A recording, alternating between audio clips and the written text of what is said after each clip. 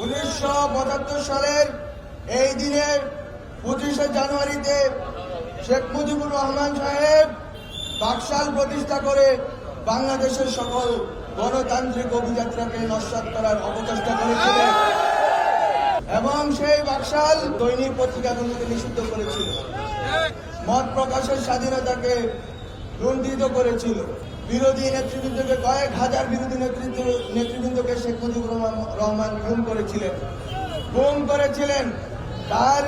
তার ওই সময়কার আওয়ামী লীগের নেতৃবৃন্দ একই স্টাইলে গুম দর্শন করেছিলেন। আমরা শেখ মুজিব, শেখ হাসিনার শাসন আর বাংলাদেশে চাই না। আমরা বাংলাদেশে আওয়ামী লীগের সেই ফ্যাসিবাদী ব্যবস্থা আর চাই না। আমরা চাই বাংলাদেশ পন্থীদের হাতে থাকবে। বাংলাদেশে দিল্লি পন্থীদের কোনো স্থান আর হবে না।